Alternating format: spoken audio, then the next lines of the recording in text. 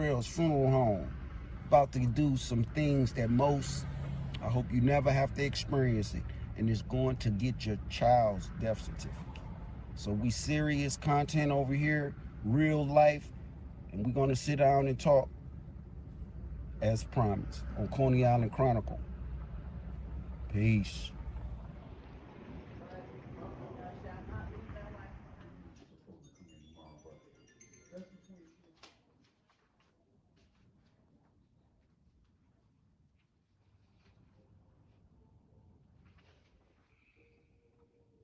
And I'll just come back and get his ashes.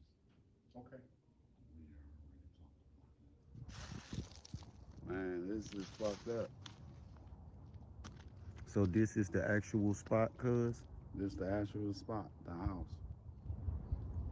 Right here, behind that garage. So he was behind that shed. This right back there. Yep, back there between the gate and the garage.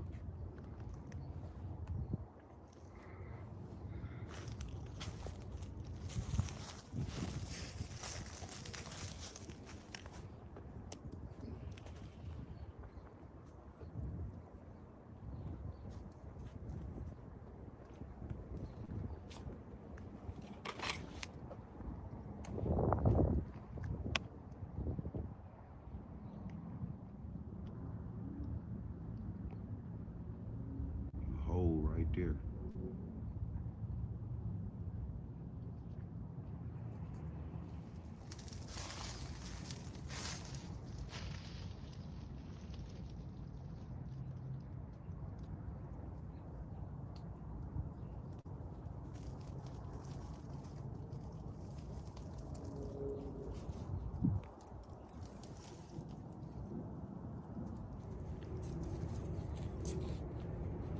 A house of horror. You got it on? Fucked up shit is I gotta come and see where my son where he died at. A piece of me. And I just can't believe it.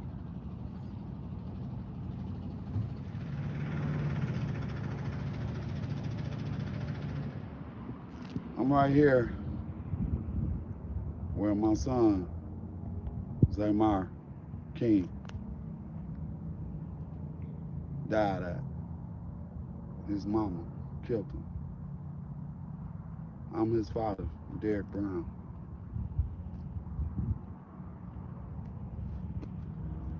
It's hard to just stand here to just realize that this is where my son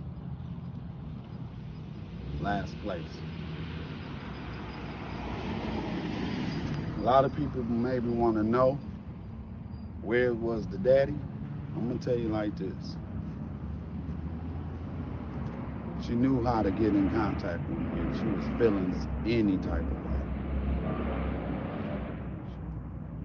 She could have told me.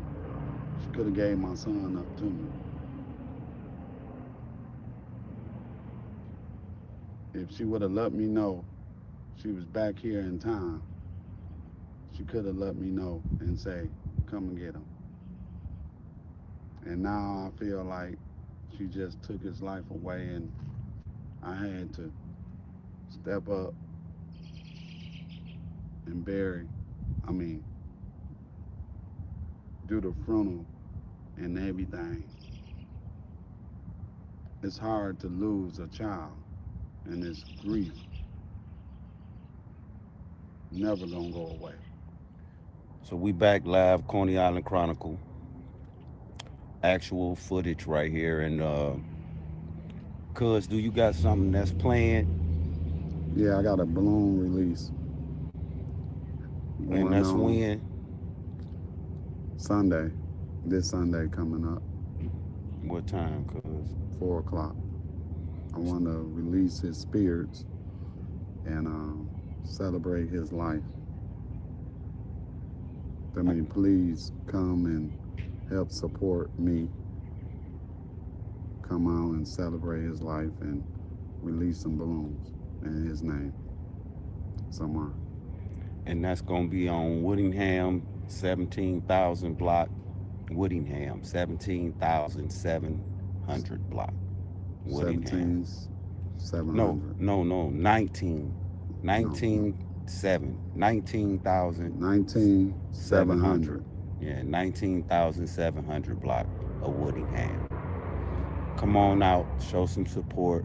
Appreciate you. And we'll be back with some more Coney Island Chronicles. R.I.P. Mr. King. R.I.P.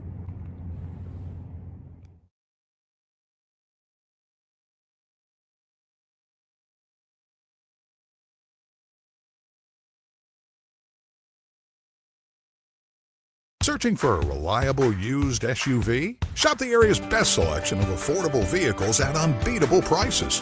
Want a vehicle with low mileage? We have a wide selection. He didn't deserve this. He already stated what was going on in the house. 6 months before Zamar King would be found buried in a Detroit backyard, he told a Children's Protective Services caseworker that his mother, Brandy Pierce, beat him with a belt, choked him with her hands, and wanted to kill him. Zamar King was a 9-year-old child who was treated like he was a piece of garbage. The callousness with which the defendant treated Zamar cannot be understated. Tonight, Zamar King's father sits in disbelief. How, he asks, could state watchdogs not protect his son after what he told them? I won't expect that because I respect that CPS will take action. Derek Brown only learned Zamar was his son through his death. A DNA test after they found his body confirmed it. Derek had been in a relationship with Brandy Pierce a decade earlier, but said they lost touch until about 2 years ago, when he says Pierce showed up out of the blue with Zamar. I wanted to meet with you so I could tell you this is your son. This picture is from the day they met, when Brown said Pierce made him an offer. She told me that I could take him. She'll switch everything to me. I asked her, is something wrong? She said no, she just feel that she took on a lot. Brown said he agreed to take Zamar, but wanted to take a DNA test first. They scheduled one for the following week, but Pierce later canceled it, he said, and left for California. Did you ever see Zamar again? No. 2 years later, a CPS caseworker would be called to this Plymouth hospital after Pierce arrived in the midst of a mental health crisis. She said she was homeless, questioning whether she should give up custody of one of her boys. That's when Zamar told CPS the family often had no food, he hadn't been to school in a year, and that his mother beats him. But a CPS caseworker concluded there wasn't enough evidence to substantiate a neglect complaint. The family was placed in a homeless shelter, and the case against Pierce was closed. Tonight, the Michigan Department of Health and Human Services will not say whether that caseworker is under investigation or facing any discipline. Not every time a government employee makes a mistake or does something wrong, does the government then prosecute them. However, there are certain circumstances, at least the issue should be reviewed. And this is one of those cases. Matthew Schneider is a former U.S. Attorney for Michigan's Eastern District, and before that, he was Deputy Attorney General for the state. There is not a doubt in my mind, if I were still the Deputy Attorney General, I would be looking for the reports in this case. I would want to know what happened. And should law enforcement get heavily involved in investigating and looking at this case and contemplating whether or not charges should be brought. Schneider says there are 2 charges a prosecutor would most likely consider. Willful neglect of duty, a misdemeanor charge that was brought against Rick Snyder and others as part of the Flint water crisis, and misconduct in office, a felony charge that carries up to 5 years in prison. There is no sign tonight that either the Attorney General or the Wayne County Prosecutor's Office are reviewing how CPS handled this case. The facts are is that the little boy is telling the CPS worker, I'm getting whooped with a belt. I don't have a place to live. I don't get enough food to eat. I don't feel safe all the time. And it looks like the system broke down. Whether criminal charges are brought won't mean much to Derek Brown. Earlier this month, he buried the son he only recently learned was his, and says he can't shake the thought of the 9-year-old's final cries for help. I would have took him with no question asked. If he would have said all that, I would have found ways to take him. We reached out to Brandy Pierce's attorney for comment, but did not hear back. According to the Wayne County Prosecutor's Office, Pierce was just referred for a competency evaluation and won't be back in a courtroom until May. I'm Ross Jones, 7 News, Detroit. There is unclaimed money.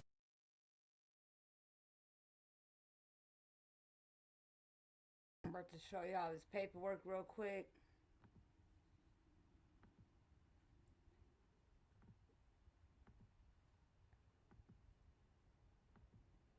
Boom. Let me take this banner down.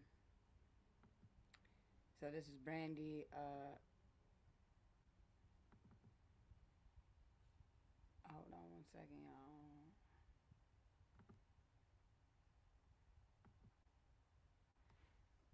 These are her charges. We see court appointed. We see neighborhood defender service right here, court appointed. Tina Ripley is the prosecutor. 10/24, 10/24, 2024, 5 charges. I'm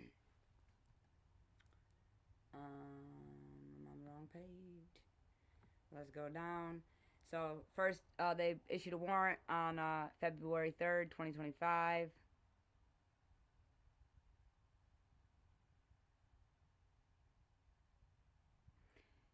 February 28th, she was reprimanded. No bond. March 7th, she had a pre-examination or preliminary hearing. Bond continued. Another hearing 10th. Bond continued.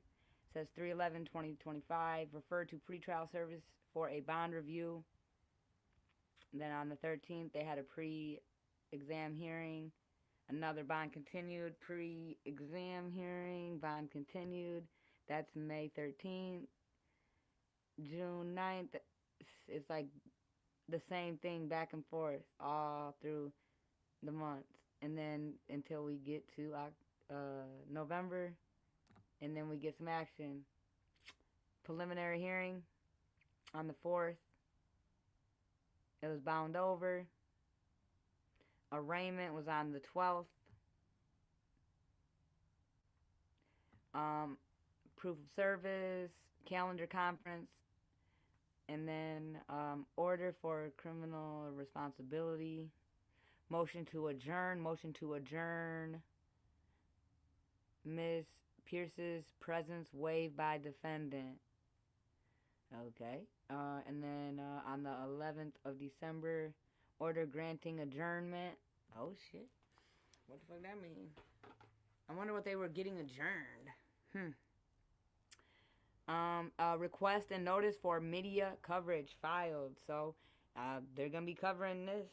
They'll be in the... They didn't cover it all fucking year, but now they're gonna cover it. But media is gonna be in the courtroom. Just on the 6th. Well, they did it twice. They filed it twice. Then we have a final conference on Friday at 9 a.m. with Paul John Kuzik. And then it was supposed to be on the 16th, but it was reset. 16th of January, reset by the court to February 13th, 2026. And now, if it moves forward, jury trial 9 a.m. Same judge. It was supposed to start April the 6th, and they reset it to the 20th, and the trial will begin then. Wow. Justice for Zamar King. Super duper duper sad, man.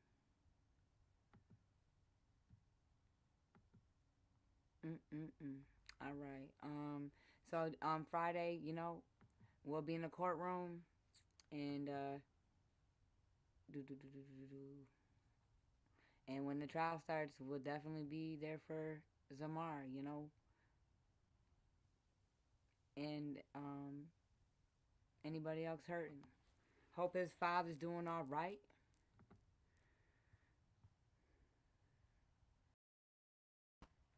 What the hell?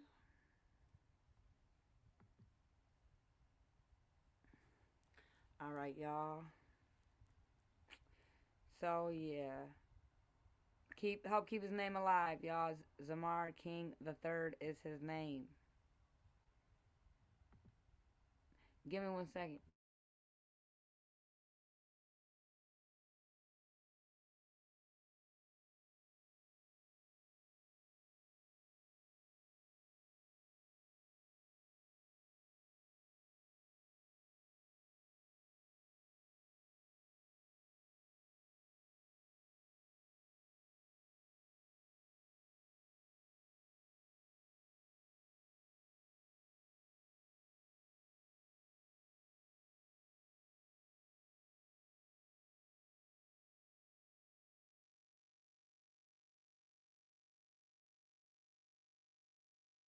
I was the first one to ever join the military in my family.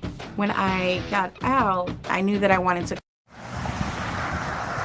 Romeo, Michigan, a close-knit, safe community where the Peach Fest and the Halloween decor on Tilson Street tends to grab the headlines. Oh my God, this is crazy! That's so cool.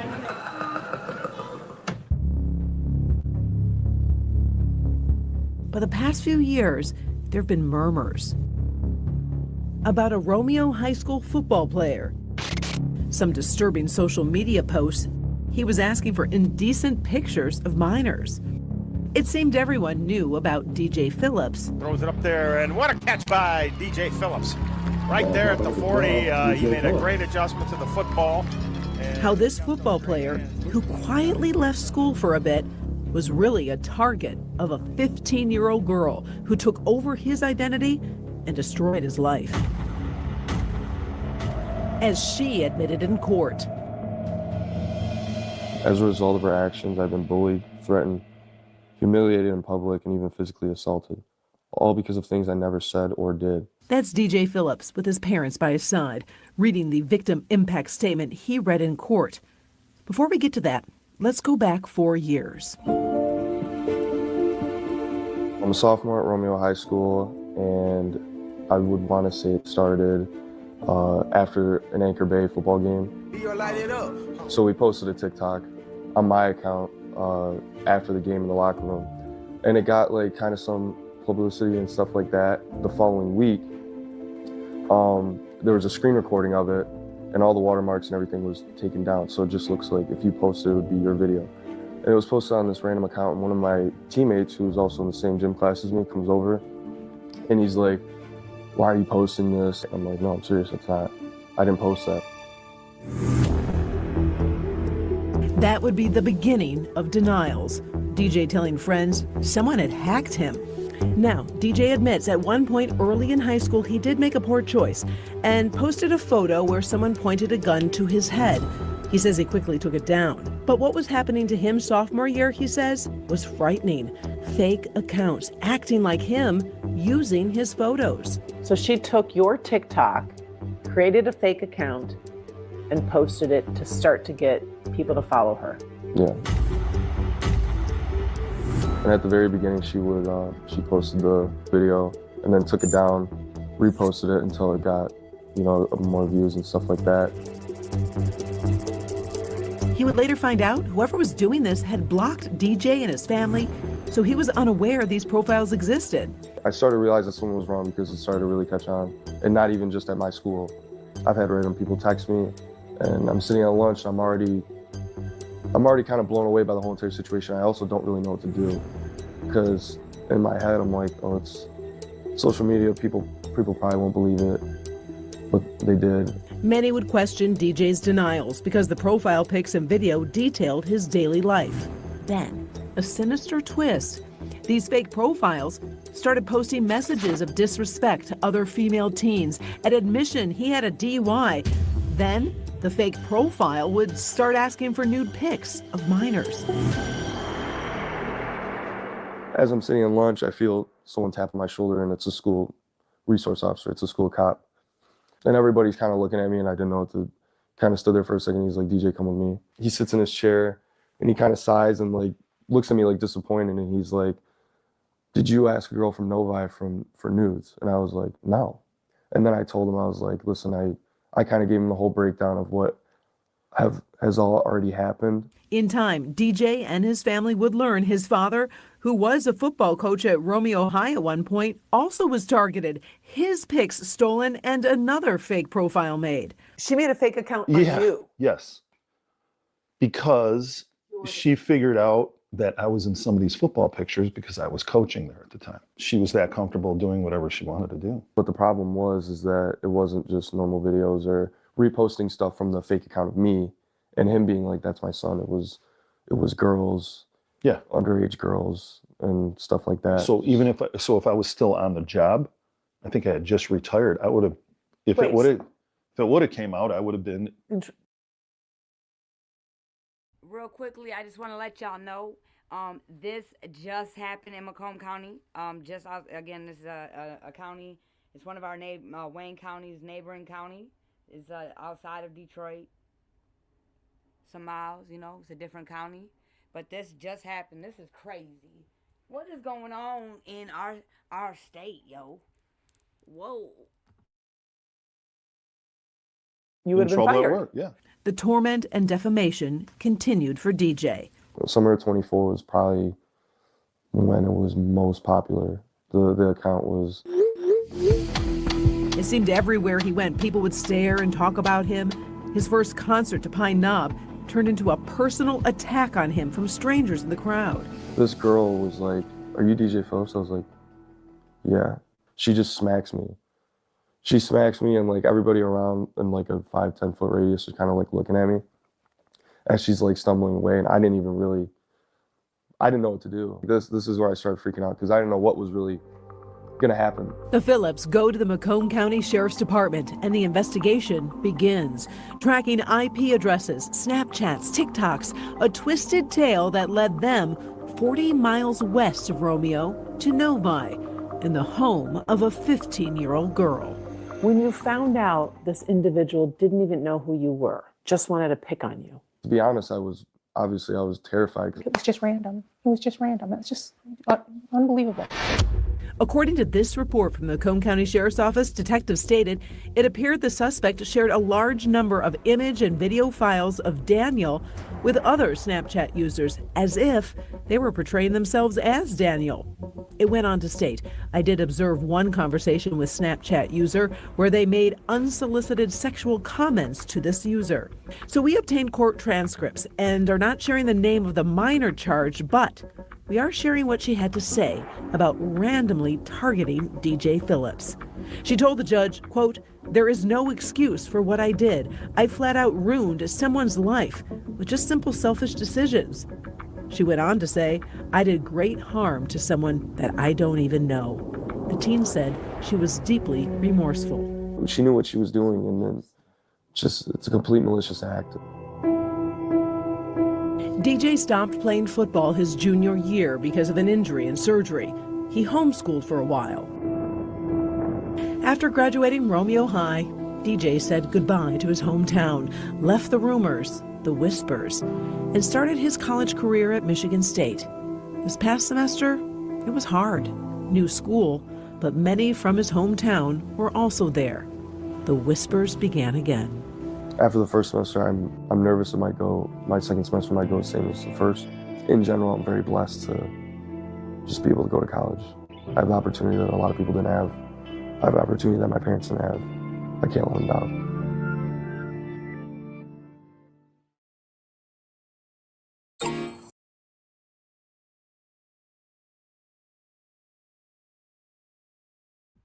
Oh, hell no. A 15-year-old stranger. Wow.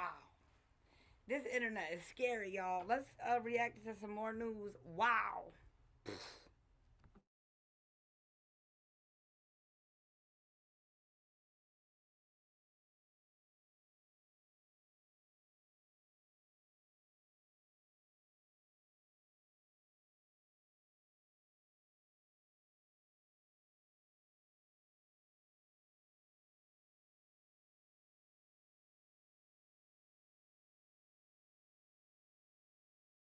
Kata Scott appears in court. Prosecutors showed videos and images from where Kata's body was found in October, prompting an emotional response from family members in attendance.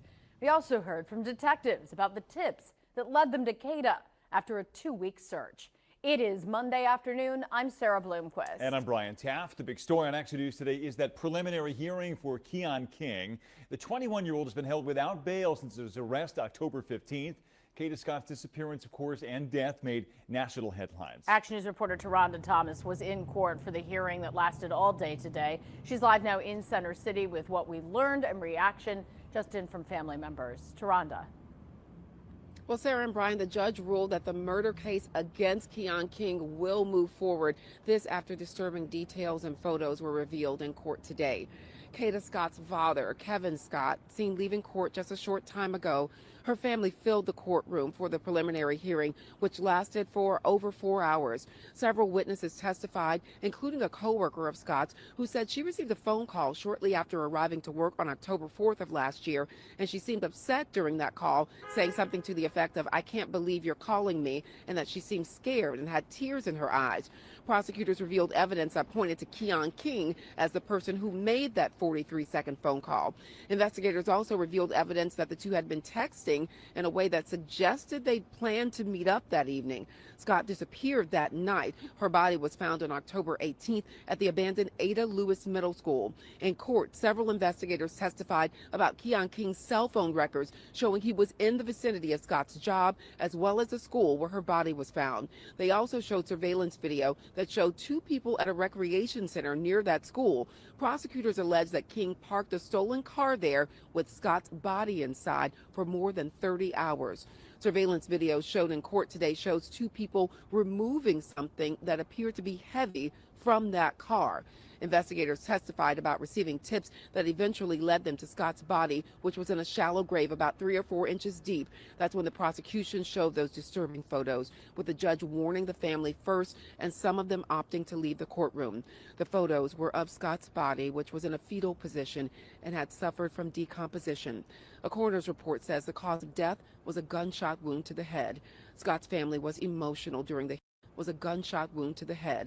A coroner's report says the cause of death was a gunshot wound to the head.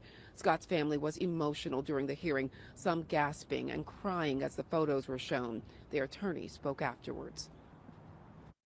Today was an incredibly difficult day for them. The Kata Scott family is continuing to grieve. In fact, their grief is unimaginable, but so is their commitment for finding and maintaining accountability for this.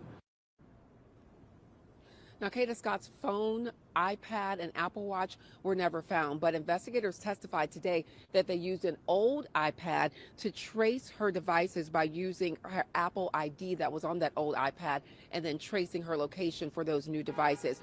Attorneys for Keon King, meanwhile, opting and saying that the prosecution never showed any evidence connecting him to the actual crime. King did appear in court today, which should say he looked very different from the mugshots with his dreadlocks shaven off, and a judge has ordered him to return to court on February 23rd for an arraignment. We're live in Center City. Taronda Thomas, Channel 6 Action News. Sarah and Brian. Okay, Taronda, thank you.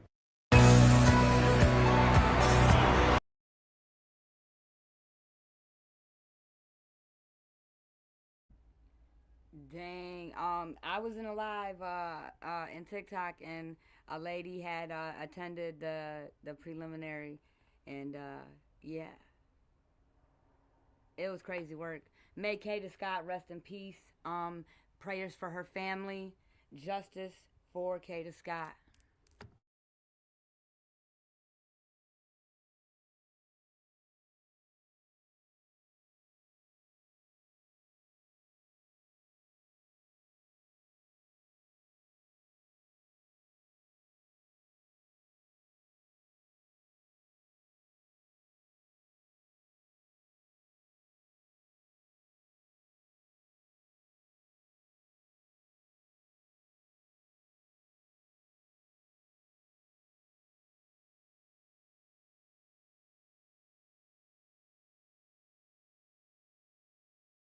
Shocked the Inland Empire. 6 of the 13 children who were rescued from their abusive home in Paris have now reached a settlement. That settlement not only provides financial compensation, but demands changes in how child abuse cases are handled in Riverside County. NBC4's Christian Caceres live right now in Riverside with the impact on those children, some of whom are now adults. Christian. Colleen and Michael, that's right. The lawyer that represents 6 of the children in that civil lawsuit tells me that this is basically closure for the Turpins. Now, they tell me that they decided to make this move, this legal move, to create change in the system. And according to the lawyer, they got it. I just ran away from home. Okay. It was a case that shocked the Inland Empire in 2018 when the Turpin children, tortured, starved, and neglected inside their Paris home, escaped what some call the House of Horror. There are challenges for individuals that have gone through such severe physical and emotional abuse, but they rise every day Elon Ziegler represents 6 of the children, most now adults, in the civil lawsuit against Riverside County and the foster family agency ChildNet, which recently announced a settlement in the case. We filed suit on their behalf. We've been in litigation for years fighting for them. And finally, through this litigation, the County of Riverside has made some very serious changes. Those changes, Ziegler says, include open dialogue between Child Protective Services and law enforcement. Also an increase in Riverside County social workers. Over 25%. And what that does is it reduces the caseloads of the social workers. Today, a spokesperson for Riverside County told us the trauma endured by this family is heartbreaking, and significant reforms to how the county serves and protects children in its care have been made. Meantime, the foster family agency ChildNet telling us during the time the children were in ChildNet's foster care program, there were no complaints or allegations of abuse or neglect regarding their foster placement. In 2019, David and Louis Turpin were each sentenced to 25 years to life in state prison after admitting to child cruelty charges. Now the Turpins, according to their attorney, are learning to move forward, staying in contact with each other and doing all the things they were never able to do, like traveling. Is they all look out for each other. The older siblings look out for the younger. The younger is always talking to the older. And again, the lawyer that represents 6 of the Turpin children tells me an undisclosed amount from that settlement will be invested to hopefully last them as long as possible. But again, guys, this is a big step in the case. We're live in Riverside. Christian.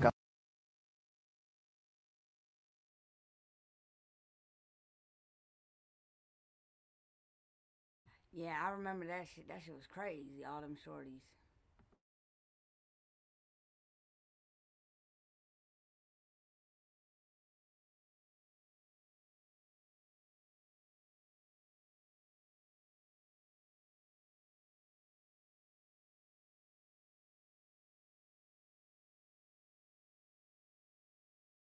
Everywhere you go with the Hollywood Casino app.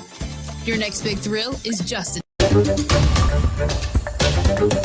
It is 9:06. Good morning, everybody. We are interrupting what's happening on 13 Plus right now to bring you this breaking news alert. We're learning 3 people are dead this morning in Grand Rapids, a woman and 2 children after a shooting that happened just hours ago. Yeah, this is a story that we've been following really over the last hour. This is breaking news just coming into our newsroom. As soon as we got word, we sent a crew to the scene in this area of Grand Rapids. We know that our crew on scene did get a chance to speak with Grand Rapids Police Chief Eric Winstrom about what happened. We have that sound coming in here shortly. I don't know if we have it yet. Yep, we do. I'm hearing that we do have it. Let's listen. Attempted life-saving measures. We had 3 individuals shot, an adult woman, 2 children. We believe they're teenagers. Life-saving measures were not effective. All 3 pronounced dead at the scene. So we have 3 killed today. Devastating day for us. Devastating day for this neighborhood and the city as a whole. Early on in the investigation, we've got, as you can see, a lot of officers out here doing canvassing, talking to the neighbors. A lot of very cooperative people in this area helping us out with information. We have some evidence to collect. We have a big team of detectives down here. We just don't have the answers yet. So no word on a suspect? No word on a suspect. You know, early indications where officers arrived on scene, they did see tracks. That's one thing that's helpful with the snow. They saw tracks in the snow. I believe likely found some evidence in the snow as well.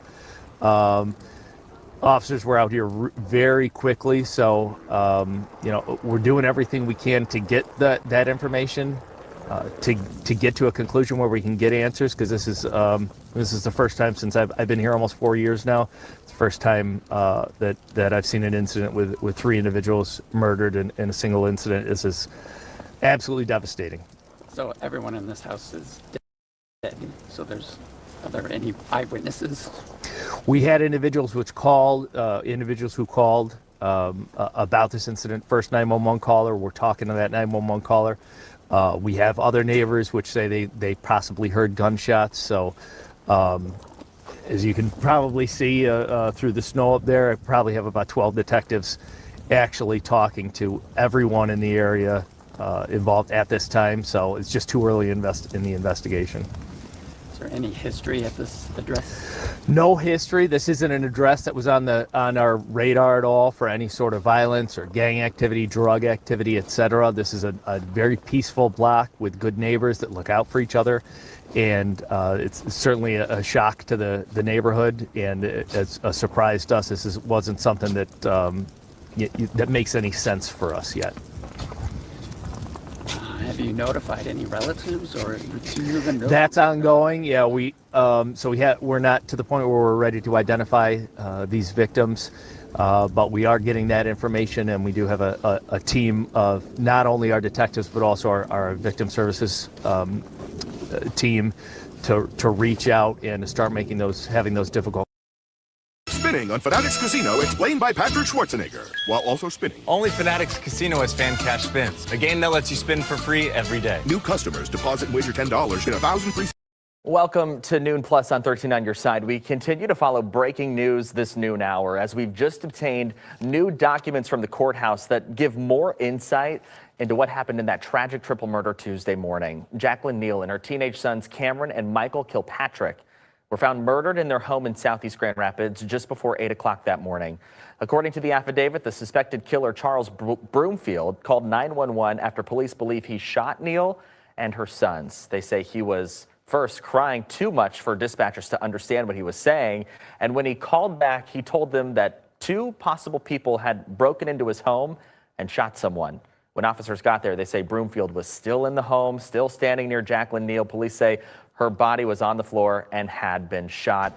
I'm joined by 13 on your side's Callie Lichter here in the studio, who is just walking into the studio after reviewing these documents. You just got these from the courthouse. This has been an ongoing investigation now for the better part of the last 3 days. What sticks out to you in the new information that we just got? So definitely with these new court docs, it kind of brings 3 pieces of the puzzle together. The first part, you have Broomfield allegedly calling 911, standing near his self-described fiance's body. Then you have the next part where the investigators are kind of casing the house, looking around in their initial interview with Broomfield, where he talks about what allegedly happened with the 2 suspects entering the house. He said that he was in his room with a 5-year-old son who, as far as we know, was unharmed in this incident, and that he heard both his fiance, I believe, and then his stepsons being shot. And then there is that third and final part where investigators bring him back in after inconsistencies that they list in this report, where he ultimately allegedly admits to killing the 3. You know, I think back to when we were first covering this on Morning Plus all of those days ago, so this would have been Tuesday. I think back to that day when the chief was, we had just gotten a soundbite from the chief, and the chief, Eric Winstrom, was talking about how he was questioning, or how officials were questioning the 911 caller here. We're now learning that 911 caller, presumably what he's talking about, is the suspect in this case. When we're looking at this investigation, what led them at that point to be able to focus on Broomfield as the primary suspect here? Because I think this is a very interesting piece of the puzzle. Yeah, and mind me, if I'm looking at these documents again, they're very fresh. Went over them a couple of times. But, one of the biggest inconsistencies that they list is they said that the 3 were dead for an extended period, possibly 40 minutes, by the time that first person on scene, that first responder, got there. It wasn't something that happened fresh. They were kind of there. Another inconsistency is surrounding the lockbox with the gun inside, I believe. They said in the court documents, Broomfield said that another suspect was able to get the gun that he had in his room from the lockbox, but investigators did find that lockbox in the backyard of the house. And then they only found footprints leading from the house to that lockbox and then back inside the house. They didn't find footprints that would indicate there was 2 individuals, 2 suspects in this.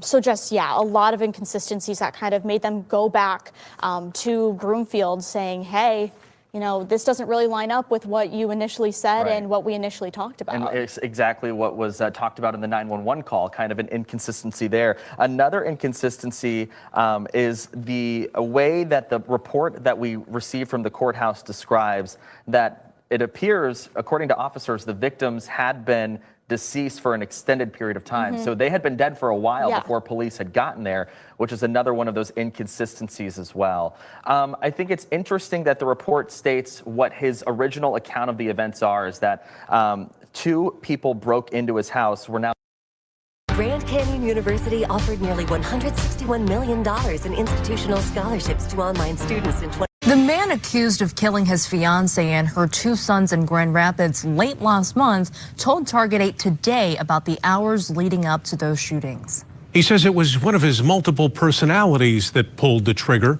a claim that the prosecutor says he's not buying. Charles Broomfield sat down with Target 8 investigator Ken Kolker.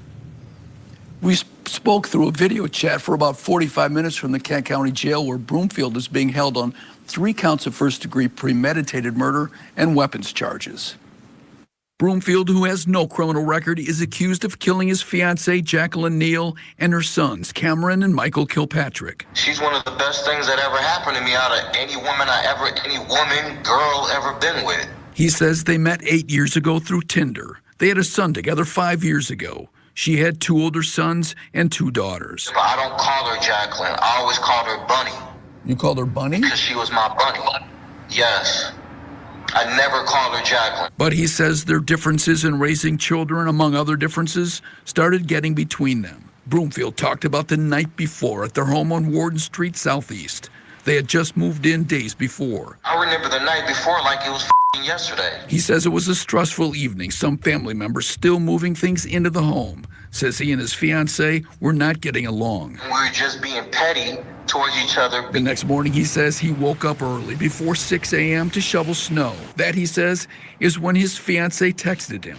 She wanted him gone. This ain't gonna work out. You gotta find someplace else to go, this and that. He says they argued inside the home. Something inside me just seen red. Snap. I just snapped. I blacked out. Couldn't think of nothing. At some point, then you got your gun and you shot your fiancée, right? After seeing red. Yeah. Yes. And didn't you shot the boys? I just locked it. Couldn't think. Didn't think about. Until after all of it happened, and I was just straight crying because, like I said, a monster who don't give a don't have no remorse, will not cry, does not care. I was crying. Police say the boys were shot in their beds. And then you came up with that story about the intruders. Because I was like I said, that was coming to me after the fact that I snapped back out in reality. When police arrived that day responding to his 911 call at 7:40 in the morning, he claimed that 2 intruders had broken in, that one killed his fiancée while the other killed the 2 boys. But police say he confessed after detectives found inconsistencies in his story. Broomfield claims it was one of his personalities known as Charles that pulled the trigger. While Charles is his legal name, he says, friends call him Charlie. I am battling demons, like I said. Chucky, Charlie, Charles, all had something going on and whatever and whatnot. Chaz is just chilling. And it's like, I know I'm not a bad guy. Kent County Prosecutor Chris Becker says Broomfield has talked about multiple personalities while in the jail, but the prosecutor said he doesn't buy it. There are going to be some people who are going to watch this and say he's just trying to set up a insanity defense. I'm not trying to set up nothing because, like I said, I have no criminal record, period. I never hurt anybody a day in my life. What do you say to her family?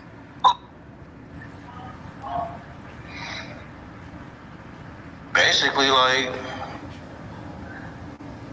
none of this was supposed to happen, period. And I'm sorry to all of them. We reached out to the victim's family, but they declined an interview. A memorial service for Jacqueline Neal and her sons will be held at 11:30 Saturday morning at Remembrance Church. Too soft. Oh, too strong. There. Perfectly balanced. Now the details. The family is searching for answers tonight after police believe a woman froze to death in Fishtown. Action News reporter Cheyenne Corinne is live in Fishtown. And Cheyenne, you spoke with the victim's family. That did, Rick. 29-year-old Makia Matthews left a nightclub in Fishtown and was found dead less than 24 hours later. Now, her family tells us that they were told she was frozen to death. However, they still have many questions about how she got from Delaware Avenue to underneath this 95 overpass more than a mile away. Kid was found frozen dead outside. And I'm like, huh? I start screaming. On Friday, January 23rd, Makia Matthews went to a nightclub on Delaware Avenue with 2 female friends, but never returned home. According to security at the club, she was escorted out for being intoxicated. The family says the friends told them that they left with her, then went back inside looking for something. When they returned, Makia was reportedly gone. My kid would have never been missing if somebody would have stayed with her. Like, she wouldn't be alive right now. Philadelphia police are currently investigating her death. The next day, Makia's girlfriend reported her missing around 4:25 p.m. As I woke up, I called her girlfriend, and her girlfriend, like, she's crying like, Key is missing, Key is missing. 20 minutes later, police say an officer responded to that area for a call and located her frozen body on Richmond Street in Fishtown underneath the highway. That evening was a cold blue with below freezing temperatures. He labeled as hypothermia, but she has blunt force trauma to her left side of her face. And there's bruises all over her body. Desperate for answers, Bayina posted to TikTok with her videos gaining over 1 million views. I went to social media because I'm like, somebody got to hear this. Somebody got to know about this. Somebody gonna get the truth. The family also has been trying to retrace her steps, trying to put the pieces together themselves. I'm not stopping until I get my closure about my sister. I need closure. And we also tried to reach those friends that Makia was reportedly last seen with, and we are waiting to hear back tonight. Philadelphia police, as well as the medical examiner's office, are investigating. We're live tonight. So extreme. Like, I don't even know how she ended up over there in that building, nonetheless, that she ended up in a garbage bag. We hear tonight from the life partner of a woman whose dismembered body was found in a plastic bag in Brooklyn. He reveals tonight new information about the final hours before the woman's death. And good evening, everyone, at 6 o'clock. I'm Bill Ritter. And I'm Liz Cho. The medical examiner still trying to figure out the cause of death of 39-year-old Michelle Montgomery, the mother of 4, who was found dismembered in Brooklyn on Sunday. Night Workers found her at the Boren Quinn Public Houses in Bushwick. And tonight, we're going to hear from her life partner, the father of her youngest child, just 10 months old. Eyewitness News reporter Darla Miles is live in Bushwick with our lead story tonight. Darla. Good evening, Bill and Liz. We are told that 39-year-old Michelle Montgomery did things like make gift baskets and go all out for decorations for her children during the holidays. So her family really is perplexed as to find out who might have wanted to bring her harm. They know that she was having dinner and hanging out with friends here near the intersection of Flushing Avenue and Bushwick Avenue on Saturday night. And then just hours later, her body was found 5 blocks up the road on Bushwick Avenue in a building that she had no connection to, dismembered and deceased. She left this house vibrant, happy, and alive. This is what Michelle Montgomery posted just after midnight Sunday. By 9:30 a.m., the 39-year-old mother of 4 was dead. Her body discovered in the basement of a Brooklyn apartment building, dismembered in a garbage bag. That was hard. I broke down because I still can't believe it. What is going on in America? Wow.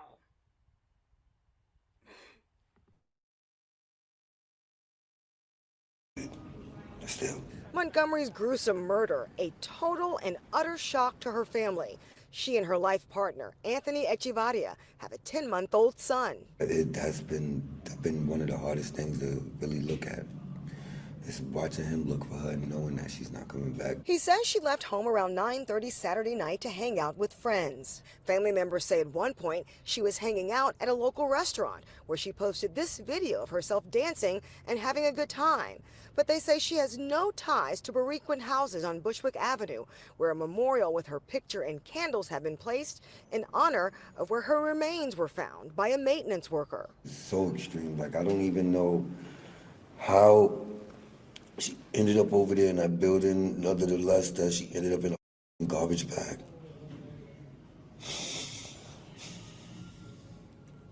That is like mad extreme. Echevarria pointing out these TikTok videos of her fun-loving spirit and her dedication as a mother. Super mom. She made sure none of these kids wanted for nothing. Nothing. They always got what they needed. They always got what they wanted. She was active on social media, posting just last week, spend time with the people you love before it's too late. And back in December, nearly 2 months to the day of her murder, she wrote on Facebook, "If I died tomorrow, my Facebook wall would be filled with posts about broken friendships. Please don't use my death for some sympathy. If you love me now." Every day we came, got up, took care of these kids, we took care of each other. Nothing wrong. Nothing. Now Montgomery leaves behind a 19-year-old son, an 11 and 12-year-old daughter, and her 10-month-old son. At this hour, the NYPD still not yet publicly identified any suspects, nor how she actually passed away. If you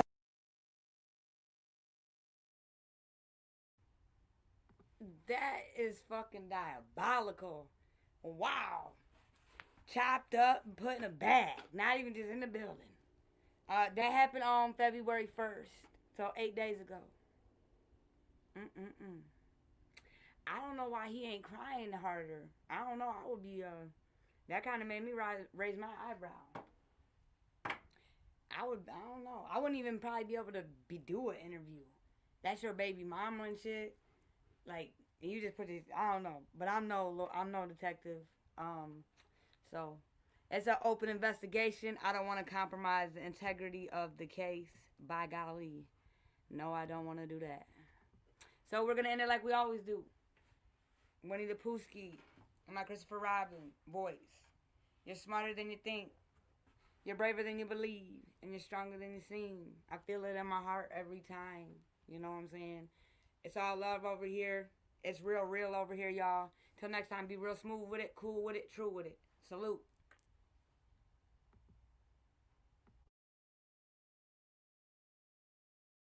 Father, you know we need it. I've never seen so much pain.